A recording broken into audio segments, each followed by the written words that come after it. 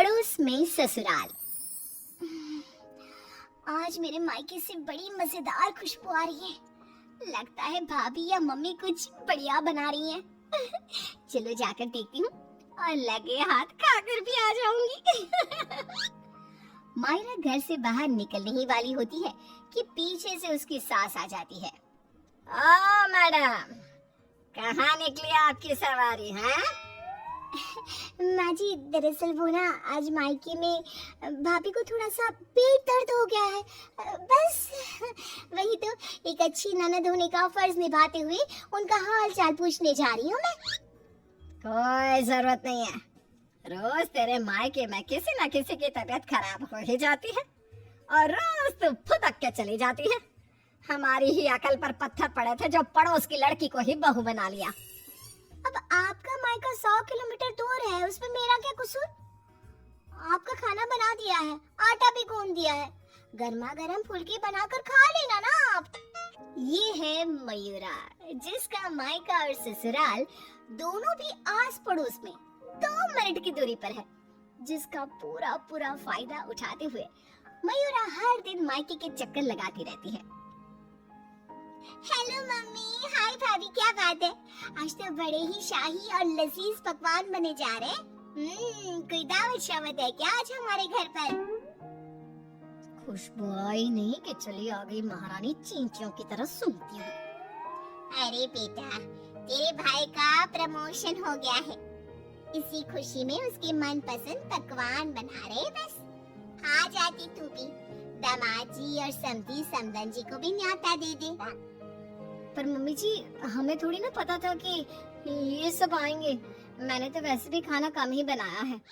क्या भाभी, अब आपको ये तो पता है कि मेरा ससुराल पड़ोस में ही है, और आपको तो मैंने कह कर रखा है ना कि मेरे 2 एक्स्ट्रा फुलके सेक कर रख दिया करो। मुझे मम्मी के हाथ की बनी सब्जियां कितनी पसंद है। और ये बड़ी महारानी। ऐसे ही मयूरा आधा दिन अपने ससुराल में और आधा दिन अपने मायके में गुजारती रहती। एक दिन सुबह नाश्ते के दौरान मयूरा के ससुर धनराज और पति श्लोक। अरे मयूरा, ये क्या? ये पराठा तो आधा कच्चा है और मेरा पराठा तो कुछ ज्यादा ही एक्स्ट्रा पक गया, जो जल गया, कोयले से भी काला हो गया। ये तो होगा भी क्यों नहीं, ये करम जली सुबह सारा काम ऐसे ही फटाफट गड़बड़ी में जैसे तैसे निपटा कर अपने मायके भाग जाती है। इससे क्या फर्क पड़ता है? सास को अगर चक्कर आ गए दिन दहाड़े, तब कौन आएगा बचाने? ओ कम ऑन माँ जी, चक्कर, और वो भी आपको? दिन भर आप हर आधे घंटे में कुछ न कुछ खाती रहती हो और फिर भी मुझे ताने कस रही हो। Very bad. तो तू कौन सी गुड है? आई बड़ी। वहाँ मायके के घर में वंदना अपने पति यानी मयूरा के भाई गोपाल से कहती है, गोपाल, तुम ना तुम्हारी प्यारी बहन को समझा कर रखो। अरे तीज त्योहार, रक्षाबंधन, दीपावली, इन सब पे अपने मायके आए तो ठीक लगता है, लेकिन ये मैडम, ये तो रोज ही चली आती है मुंह उठाए। अरे सोचिए मम्मी जी, अगर मैं भी रोज इस तरह अपने मायके जाऊं तो आपको ये सही लगेगा? नहीं ना? फिर वंदना सही कह रही है मम्मी, जरा इस बात पर गौर फरमाइए। हाँ बेटा, मुझे पता है, उस दिन तो गली की औरतें भी सब्जी वाले के यहाँ गप्पे लड़ाते हुए बातें बना रही थी कि मयूरा तो दिन भर सिर्फ अपने मायके में ही रहती है। आज उसे आने दो, मीठे बोल से ही समझाऊंगी, समझ जाएगी वो। फिर जब मयूरा मायके आती है तो मम्मी, आपको तो कोई दिक्कत नहीं है ना मेरे इस तरह आपसे मिलने यहाँ आने से? ये देख सरोज का मन ममता के मुंह में आ जाता है। ना बेटी ना, तू ऐसा क्यों सोच रही है और तेरी आंखें नम क्यों है? तू क्यों रो रही है बेटा? समदन जी ने कुछ कहा है क्या? उफ़ो, ये मम्मी जी भी ना, उन्होंने एक आंसू गिराया नहीं कि पिघल गई। नहीं मम्मी, किसी ने कुछ नहीं कहा, बस आज आपकी बहुत याद आ गई। रोज आपसे मिलती ही हूँ, लेकिन आज पता नहीं क्या हुआ।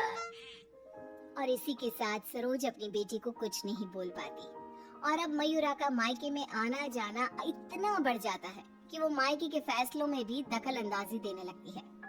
तभी वहाँ पर बरखा आती है अगर इतना ही परेशान हो तो उसे घर के अंदर आने ही क्यों देते हो? वो एक पाँव अपने मायके की नाव में रखती है और एक पाँव अपने ससुराल की नाव में। अगर एक नाव हटा दे तो ना चाहते हुए भी उसे दोनों पैर एक ही नाव में रखने होंगे ना। हाँ काकी, एकदम बराबर बात कर रही हैं आप। लेकिन समधन जी, आप अपनी बेटी के मुंह पे दरवाजा लगा पाती क्या? देखिए, मुझे वो सब नहीं पता। अब उसका पूरा संसार उसके ससुराल में बस चुका है। उसे वहाँ ध्यान देना चाहिए, ना कि इधर मायके में। और इसलिए आप ही हो, उसे यहाँ आने पर आप ही को रोक टोक लगानी होगी। बस यही कहने आई थी। नमस्ते। अगले दिन ससुराल में बरखा की तबीयत खराब हो जाती है और मयूरा उसे बिस्तर पर ऐसे ही छोड़कर मायके भागती है। चली गई मायके, अपनी बीमार सास को बिस्तर पर छोड़कर निकम्मी कहीं की। रात में जब धनराज और श्लोक दफ्तर से घर लौटते हैं, तब वो देखते हैं कि मयूरा घर पर नहीं है और बरखा अपने कमरे में बुखार से तप रही है। और तो और घर में कुछ खाना तक नहीं बनाया है। आज तो हल्दी कर दी मयूरा बहू ने। अरे काम काज का नहीं, लेकिन कम से कम अपनी सास की तबीयत का तो लिहाज रख लिया होता। कोई फिक्र, कोई चिंता नहीं। आप ही ने तो चुनी थी ना ये बहू। कुछ देर बाद मयूरा अपने ससुराल वापस आती है। मयूरा, घड़ी देखी तुमने? हाँ, घड़ी में 2 सुइयां एक साथ कितनी प्यारी लगती है ना। बिल्कुल आपकी और मेरी जोड़ी की तरह। मैं मजाक के मूड में बिल्कुल नहीं हूँ मयूरा। तुम्हारा ये मायके से ससुराल, ससुराल से मायके घूमने का तमाशा बहुत हो गया। ये सब कब खत्म होगा? तुम्हें अंदाजा भी है, माँ अंदर 103 बुखार से तप रही है और तुम सुबह से अपने मायके में हो। बहू, अच्छा होगा कि तुम मायके जाना कम कर दो, वरना कहीं ऐसा ना हो कि एक दिन दोनों तरफ की रिश्तों की डोर टूट जाए और तुम बीच में ही लटकी रह जाओ। जी पापा जी, आप टेंशन मत लो। मैं मायके जाना तो नहीं छोड़ सकती, लेकिन मैं अपना बहु धर्म अब अच्छे से निभाऊंगी। मैं रोज माँ जी का एकदम हल्की नाजुक पत्ती की तरह ख्याल रखूंगी और आप लोगों को शिकायत का मौका भी नहीं दूंगी। पर मयूरा तो आखिर मयूरा है, इतनी जल्दी कैसे उसे किसी की बात समझ में आ जाती? ये तो उसकी डिक्शनरी में था ही नहीं। पहले वो बिना कोई काम किए मायके चली जाती थी और अब कभी कुकर को गैस पर रखकर तो कभी कपड़ों को आधे में धोता छोड़कर मायके चली जाती। उसकी इन हरकतों से ससुराल और मायके वालों को तो पहले से ही परेशानी थी। अब तो आस-पास की औरतों के लिए भी मयूरा अच्छी खासी शाम की चाय की गॉसिप बन गई थी। अरे वो सरोज बहन की बिटिया मयूरा कभी इस डाली तो कभी उस डाली फुदकती रहती है। मुझे तो दिन भर अपनी खिड़की से उसका ये सर्कस देखने में बहुत मजा आता है। अरे मैंने तो सुना है उसकी भाभी वंदना अपनी ननद को एक आंख पसंद नहीं करती।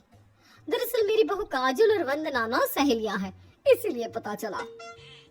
पर मानना पड़ेगा सरोज को, बहुत अच्छे गुण दिए हैं उसने अपनी बेटी को। तभी वहाँ से गुजर रही सरोज सभी औरतों की बातों को कान लगाकर सुन लेती है और रुककर उन्हें चिल्लाते हुए कहती है, क्यों रे कलम हुईयो, तुम लोगों को क्या अपनी घर गृहस्थी नहीं है जो रोज शाम को हमारी गृहस्थी की चर्चा लेकर बैठ जाती हो? हैं? बेवकूफ औरतें, पहले खुद के घर में ठीक से देख लो, फिर दूसरे के घरों में झांको। क्यों सल्ला बहन, आपका बेटा तो रोज रात को नशे में धुत लुढ़कता हुआ घर वापस आता है ना? हमने कभी कुछ बोला? और जानकी बहन, आपकी बेटी का इस महीने का 5वां बॉयफ्रेंड उसे रोज गली के कोने पर छोड़ने आता है, लेकिन हमने तो कोई बात नहीं बनाई।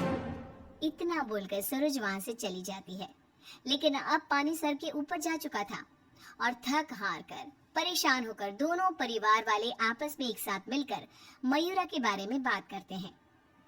श्लोक, हमने बहुत बार कोशिश की कि हम मयूरा को रोके मायके आने से, लेकिन वो इतनी ढीठ है कि हमारी बातों को कान के पीछे ही डाले जा रही है। अब पता नहीं वो ये सब जानबूझकर कर रही है या फिर सच में। समधन जी, समधी जी, अब जो भी हल निकालना है आप ही निकाल सकते हैं। दामाद जी कुछ तो कीजिए। कुछ तो आपको करना चाहिए था सरोज जी। अरे बरखा, जैसे हम बहू को रस्सी से बांध कर नहीं रख सकते, वैसे ही एक माँ होने के नाते सरोज जी भी मयूरा को मायके में प्रवेश करने से नहीं रोक सकती। अरे उसने पूरा बचपन बिताया है वहां पर। लेकिन अब नहीं, अब तो इस सब का एक ही रास्ता है। जो काम मैंने 1 साल पहले नहीं किया था, वो मैं अब करूंगा। ऐसा क्या कर लेगा तू बेटा? मुझे कंपनी की तरफ से चिरौलीपुरा में ट्रांसफर लेटर दिया गया था, वो भी दुगनी सैलरी के बेसिस पर। लेकिन 1 साल पहले आई इस ऑफर को मैंने मयूरा की खुशियों के लिए ठुकरा दिया था, क्योंकि अगर हम यहां से कहीं और जाकर शिफ्ट हो गए तो वो अपने मायके को मिस करेगी। तभी शादी भी नहीं थी, और अब ऐसा कुछ भी नहीं है। तो तुम ये कहना चाह रहे हो कि तुम सब, यानी मयूरा के ससुराल वाले, अब उसके मायके से दूर चले जाएंगे? जी हाँ, मैं इस ऑफर को अभी भी एक्सेप्ट कर सकता हूँ, और फिर हम सब यहाँ से चले जाएंगे। अब हम और कर भी क्या सकते हैं? अगर मयूरा को अपने मायके जाने से रोकना है तो बेहतर यही होगा कि उसके पड़ोस के ससुराल को दूर ले जाए और उसके ससुराल वाले ही अलग जाकर रहें, जिससे वो रोज अपने मायके नहीं जा पाएगी।